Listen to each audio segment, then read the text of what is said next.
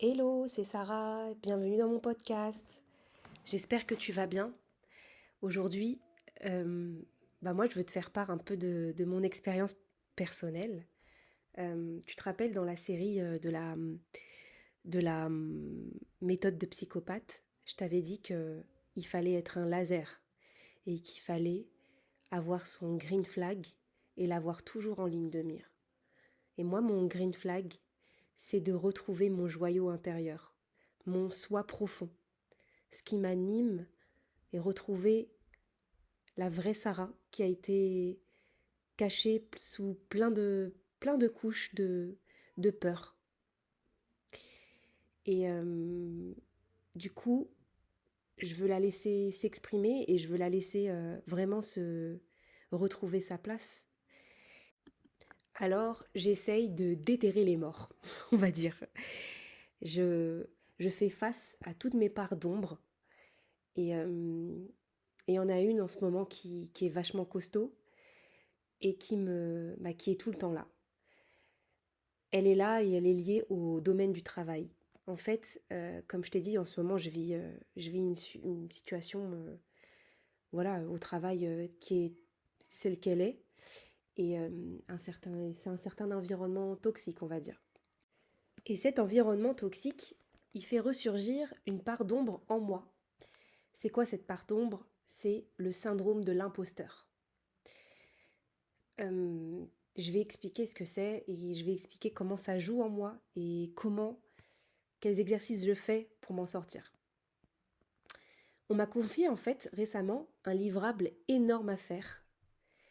Je suis dans un projet qui a pris 1 an de retard et j'ai même entendu une phrase du type Sarah, va falloir que tu fasses en 3 semaines ce qu'on n'a pas fait en 12 mois, quoi, en gros. Mais on me l'a même pas dit de manière bienveillante, hein. Enfin, de toute façon, ça peut pas être bienveillant quand c'est un message comme ça. Et, euh, et bien évidemment, on sait tous que c'est pas possible. Et en plus, ça m'a été mis avec beaucoup de pression, mais bon, voilà, ça, on va pas juger sur ça. Et, euh, et moi, je me sens pas légitime. Euh, je suis dans une situation où je suis arrivée, bon bah voilà, je suis arrivée il y a 2 mois sur la mission. Je maîtrise pas du tout le contexte. J'ai pas participé à tous les ateliers. Et, euh, et en plus, bah, je travaille avec des perfectionnistes. Les fameuses personnes du camp adverse, dirons-nous. Elles critiquent tout le temps les livrables directement, etc. Et elles sont hyper perfectionnistes. Vous pouvez imaginer des personnes avec un fouet. C'est pareil. Est-ce que c'est un hasard?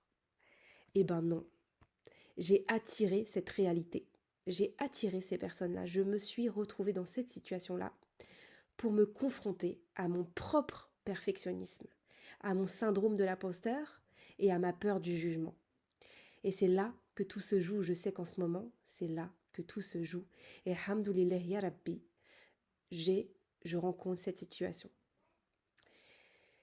En fait, hamdoulilah, parce que soit je tiens bon et je transcende cette peur, soit je recule et je répète encore le même cycle. Le syndrome de l'imposteur, c'est quoi? Pour moi, c'est une blessure qui se répète. Le syndrome de l'imposteur, c'est une voix intérieure qui te dit que tu n'es pas assez bien, que tu ne mérites pas d'être là, que tu es une fraude. Et elle vient d'où, cette blessure? Elle vient d'une blessure profonde. C'est un syndrome où derrière il y a une blessure du type, je sais pas moi, la blessure du rejet. Je suis pas assez bien, je ne mérite pas d'être ici. La blessure de l'humiliation. On va découvrir que je ne suis pas aussi compétente qu'il le pense. Ah oui, parce que ça, je peux vous le dire. Quand je suis arrivée sur la mission, je me suis prise une remarque du partenaire en mode non, mais t'es trop capée de toute façon pour cette mission. Donc, hein, en gros, je l'ai interprété en mode si tu te foires, bah, c'est grave, quoi. C'était mon interprétation. Je l'avoue. Euh, Ça peut être aussi derrière, il y a peut-être une blessure de l'injustice. Je dois être parfait pour être accepté. Et dans mon cas, c'est mon perfectionnisme qui me pousse à douter de moi. Et comme par hasard, je suis entourée de 2 perfectionnistes. qui pointent chaque détail. Mais mon Dieu, je les ai bien attirés, ceux-là. Et c'est pas un hasard, c'est mon miroir. C'est un miroir. J'ai attiré cette réalité pour me confronter à cette peur et la transcender. Alors, aujourd'hui, je vis le chaos avant la transformation, Inch'Allah. C'est un passage obligé et je le sais. Ce que je vis en ce moment, c'est une phase de chaos. Allah dit dans Surat Al-Baqarah, verset 214, pensez-vous entrer au paradis alors que vous n'avez pas encore traversé des épreuves semblables à celles de vos prédécesseurs? On les a touchés par la misère et l'adversité, et ils furent secoués jusqu'à ce que le messager et ceux qui croyaient avec lui disent: quand viendra le secours d'Allah? Oui, le secours d'Allah est proche. Ce verset, j'ai envie de pleurer tellement il me parle. Le chaos, c'est l'épreuve avant la libération. C'est comme une transformation intérieure. Soit tu tiens bon et tu transcendes cette peur, soit tu recules et tu répètes le cycle. Et c'est ça. C'est un principe universel. Même selon la loi de l'Assomption, quand on adopte une nouvelle croyance, la réalité nous teste pour voir si on va y rester fidèle. Si je décide que je suis légitime, la vie va me tester avec des critiques pour voir si je tiens cette posture. Si je décide que je mérite la paix, la vie va me tester avec du chaos pour voir si je garde cette vibration. C'est exactement ce que je vis avec ce projet.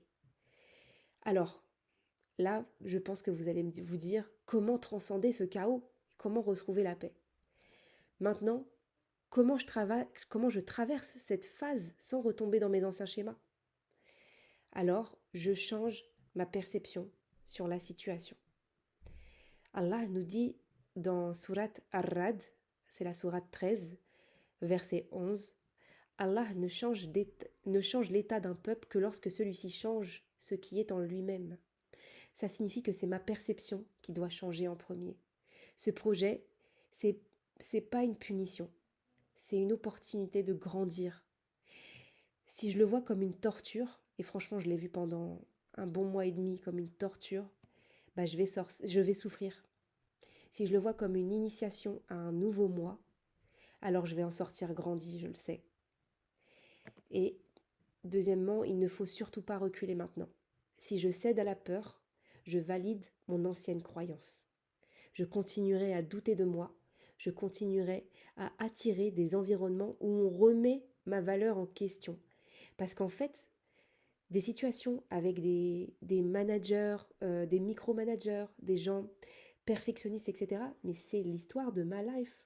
C'est-à-dire que j'ai rencontré ça partout. Et surtout dans le conseil, la vie d'un cabinet de conseil. Mais aujourd'hui, je décide de tenir bon. Je brise le cycle. Je m'élève à une nouvelle version de moi. Et je deviens une personne qui sait qu'elle est légitime, peu importe ce qu'on lui dit. La troisième étape pour moi, c'est de trouver la paix à l'intérieur de moi. J'ai choisi de ne plus entrer en lutte. Quand ils me critiquent sur mon travail, ah oui, parce qu'aujourd'hui, par exemple, j'ai eu une réunion où on m'a dit fallait pas faire ci, fallait pas faire ça, c'est pas comme si, alors que c'était une version 1, soit, c'est pas grave. Je pourrais me défendre, argumenter, essayer de prouver ma valeur, me replier. J'aurais pu douter encore plus de moi. Mais non, j'ai décidé de rester calme et neutre. Je me rappelle que leur regard ne définit pas ma valeur. Et je continue d'avancer sans me déstabiliser. Et franchement, j'étais fière de moi ce matin quand j'ai réussi à garder la situation neutre de mon point de vue. Dans un hadith, le prophète a dit, c'est un hadith de Sahih al-Bukhari et de Muslim. Le vrai fort n'est pas celui qui terrasse son adversaire, mais celui qui se maîtrise dans la colère. La vraie puissance ici, c'est la maîtrise de soi. Je n'ai pas besoin de prouver quoi que ce soit à qui que ce soit. Je n'ai pas besoin de valider ma valeur auprès de qui que ce soit. Je suis déjà légitime. Alors voilà, cette épreuve, c'est pour moi mon dernier test. Ce que je vis en ce moment, c'est un test final avant ma transformation. Si je tiens bon, je sais que je transcende cette peur une bonne fois pour toutes. Si je recule, je vais revivre ce même cycle dans une autre situation, je le sais. Alors aujourd'hui, j'ai décidé de faire la paix avec cette expérience parce que je sais que l'autre côté de cette tempête, c'est ma nouvelle réalité qui m'attend. Je choisis de rester forte, je choisis de ne pas reculer et je transcende ce syndrome de l'imposteur et j'entre dans ma véritable légitimité.